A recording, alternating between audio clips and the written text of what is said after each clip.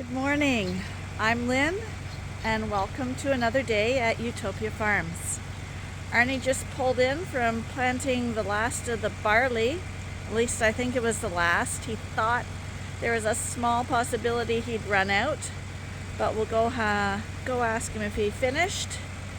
And it's sunny today, so let's get started. Matthew's just arrived. He's the guy who's buying our, come on Max, our Dorset cross ewes. But he's going to an exposition in Ottawa this weekend, so right now he's just parking his trailer and he'll be coming back tomorrow to load the sheep. I told him I didn't think they'd all fit on that trailer. Kind of good?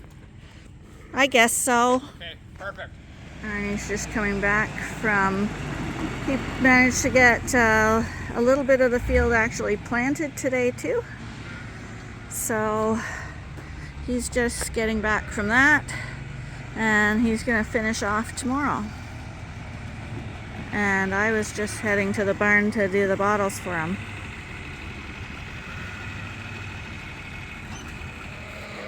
And I see we have the sunset races going on right now. Hi, you guys. Hi. Let me turn on the barn lights. Oh, these are the bottle babies. Well, the bottle baby pen with Thelma and Louisa running out here.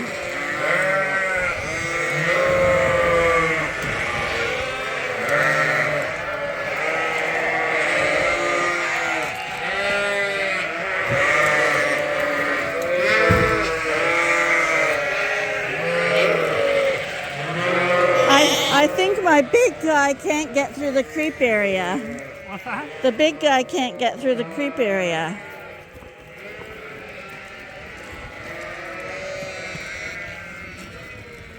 See, they like some lights, see? That's Thelma and Louise up there.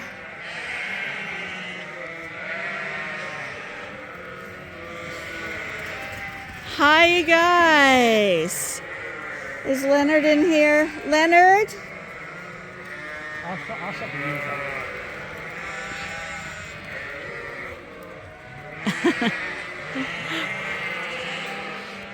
And they're doing this because now it's a little cooler. Hi, you guys.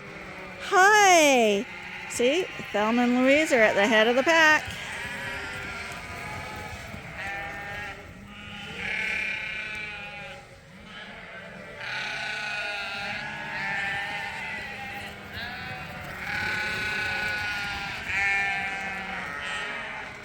Hi, you guys, you're panting, Thelma.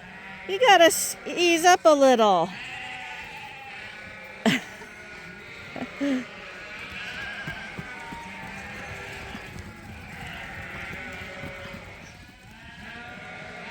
Well, they're occupied. I'm gonna go find Leonard because Leonard gets a bottle now. You guys are silly. You are so silly. Just gonna turn all the lights on so these guys can get fed. Hi, everybody. It's kind of dark in here, isn't it? There we go. Now you can see better. Nobody had a lammy, right? See a lamb. Okay, guys, we'll turn yours on too. There we go. Now everyone can see. There you go.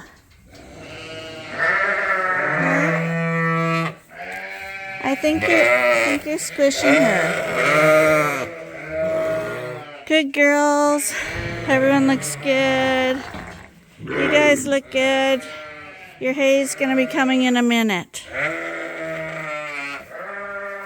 So apparently he's out an acre worth of alfalfa seeds, so looks like I'm going to the feed dealer, which is about an hour and a half from here, to pick up a bag of alfalfa. Hi, Scotty. Hi, Scotty. I got some food for you. I'm not going to let them run you off. Well, he literally scraped up a bunch of old alfalfa seed that was laying around, and he thinks he has enough now. So maybe I don't have to go to town. Okay, we're just about to feed this barn a bale of hay, and the skid steer won't start.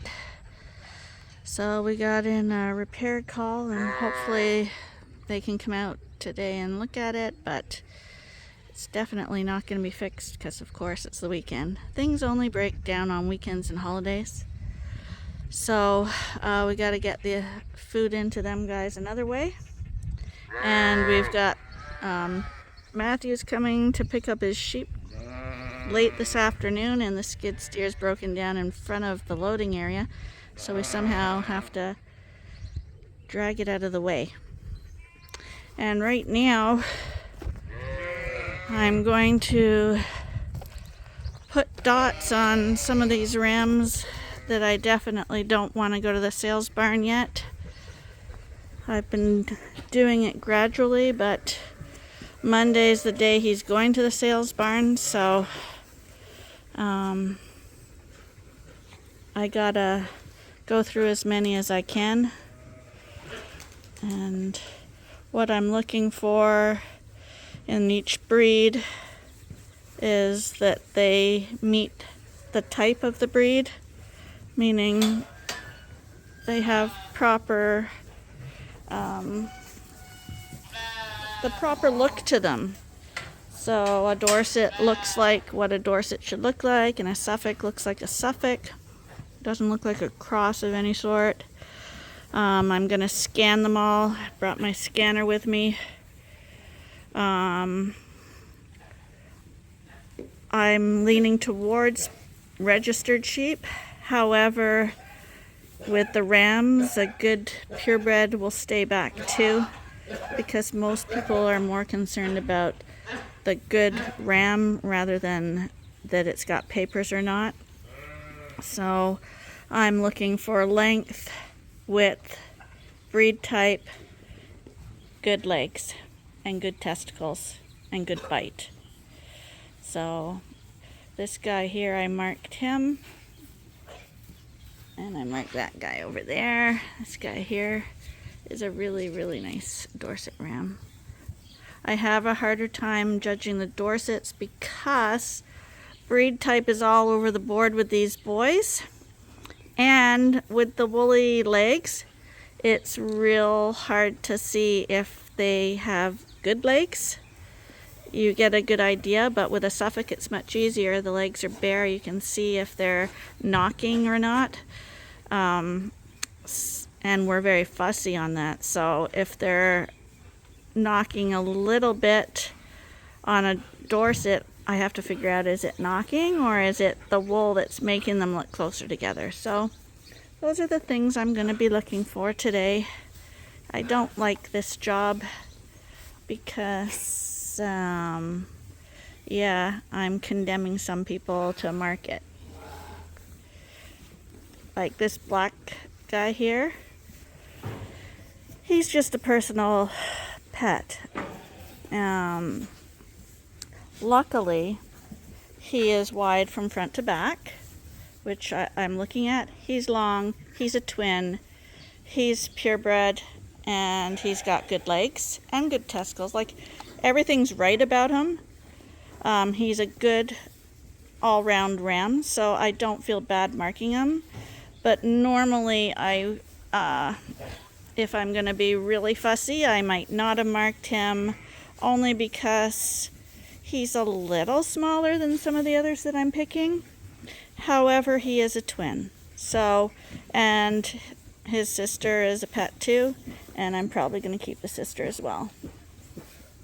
So, and they're from a mom actually who is going to be on the cull list this year, and because she's really old and she raised these guys, but they were partial bottle babies. That's why they're pets.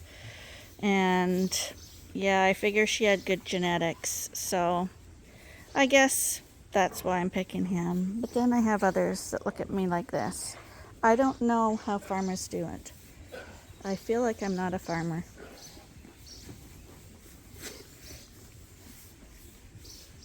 Okay, I'm liking this ram from this side, this little white guy.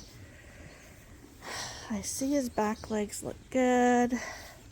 Gotta look at that whip and the tuscles. He's looking good. So I don't know who he is, so I'm gonna scan this guy here and see if he's a purebred or not. Same with the guy beside him, 46. We've been eyeballing him for a little while too. So I'm just gonna scan both of these guys to see what their history is, who they actually are. For Suffolk ram, I really like this number 9 from every angle except the back. I like his rump and testicles, and when he stands there, it looks like he's good and wide on his legs.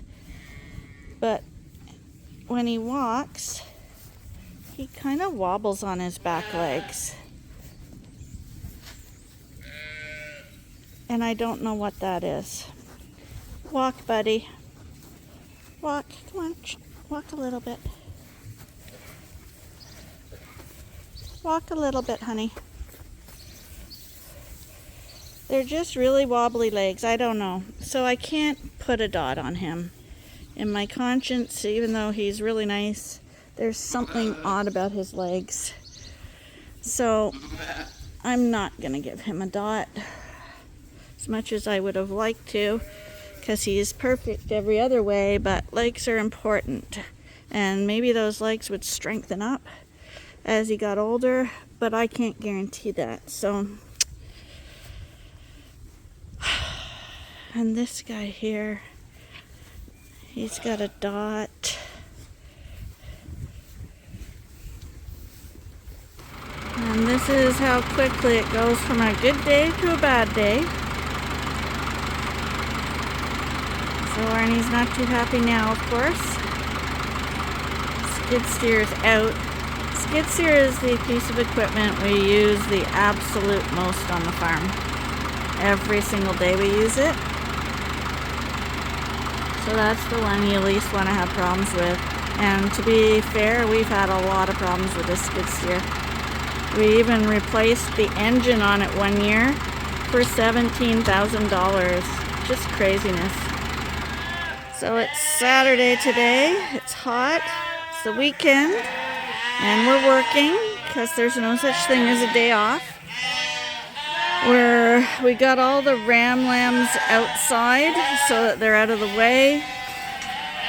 And we're going to be bringing in all the ewes that lambed in January.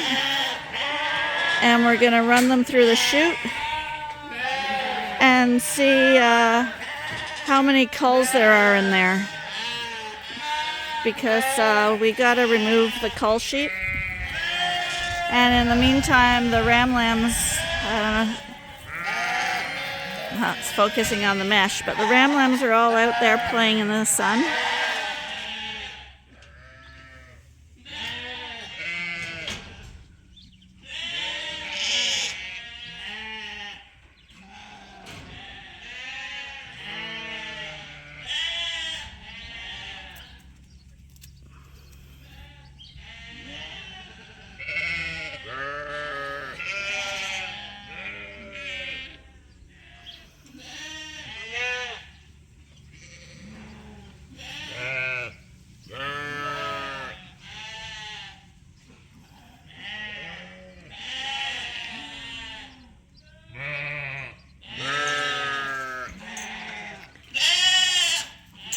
We're trying to run the Suffolks over. Max, come on.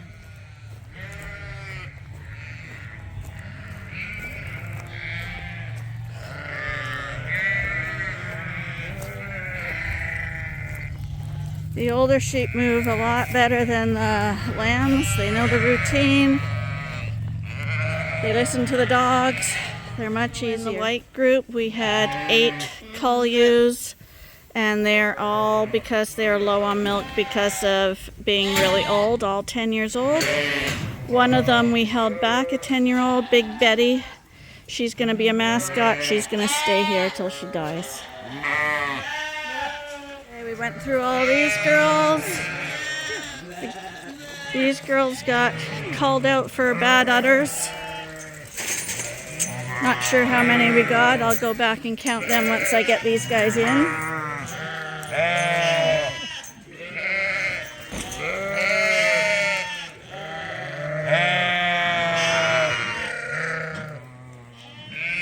That back gate's not open.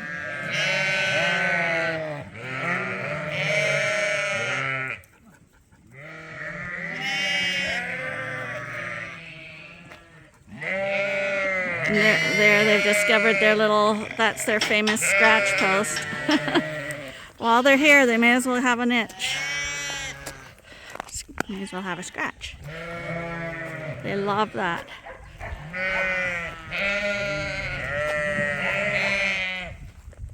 Come on, that way. Go back. Come on. Back you go. Go on.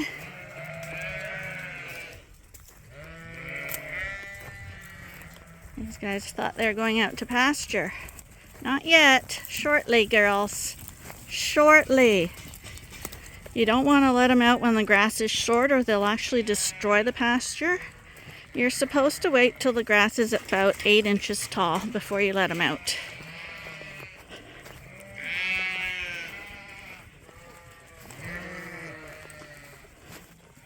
Come on, girls. Back you go.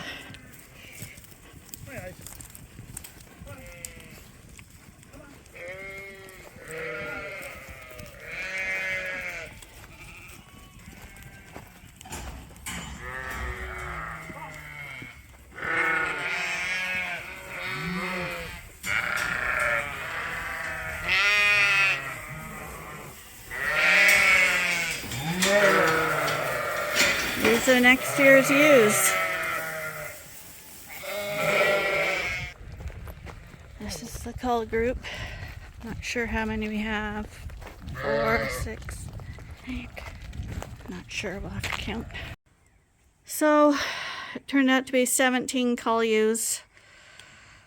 And the majority of them were really old, and they were all related to udder issues. So we don't want udder issues because that's bad for the lambs, bad for the moms, and really bad for the farmers. So that's the sad part of life, but it leaves room for the really good sheep. So here are the ewes that we just sorted through, and half of these girls are for sale, except of course not Angel here, and Big Betty's staying as well.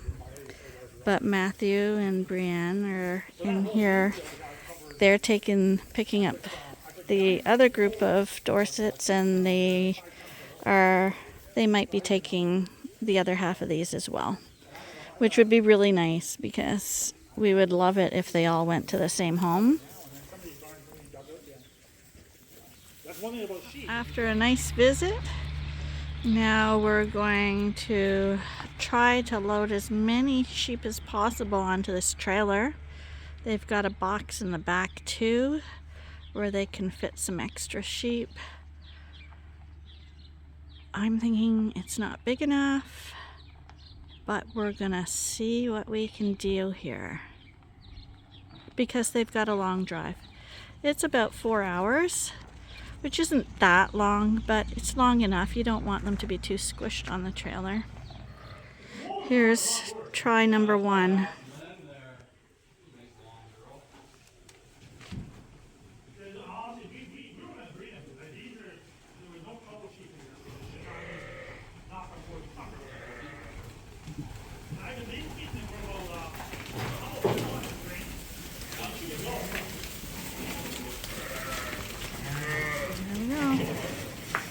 Shut that gate. Right there. Grab it.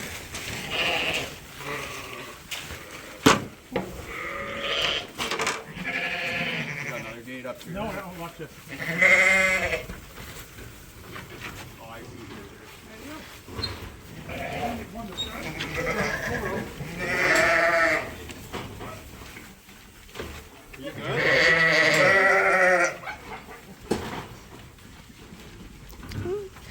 When you see them there, they might fit.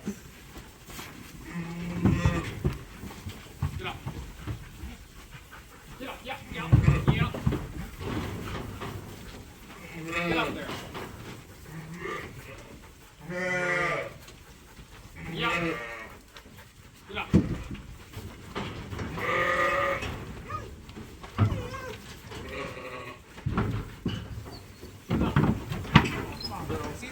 See the leg. Come on.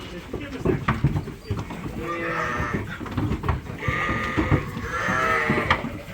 This is the good part about sheep, they'll follow.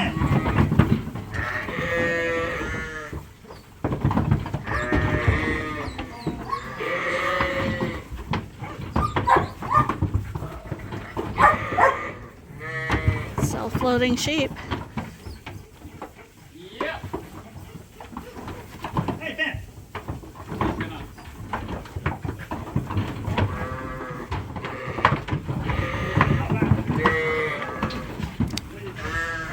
So we got them all loaded.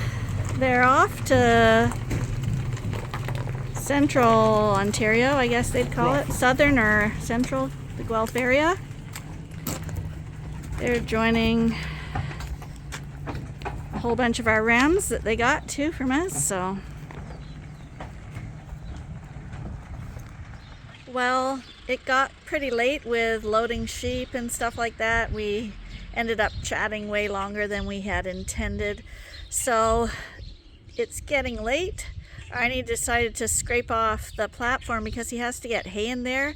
And now that the skid steer is out of service, he has to get a tractor in there. And we had a whole bunch of bedding from the rams blocking the doorway there. So he's scraping off the platform. I'm heading out into Gananoque to pick up, you guessed it, pizza. So thank you for watching. I hope you enjoyed your day at Ewetopia Farms.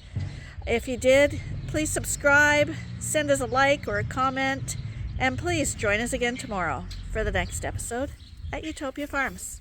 Bye for now.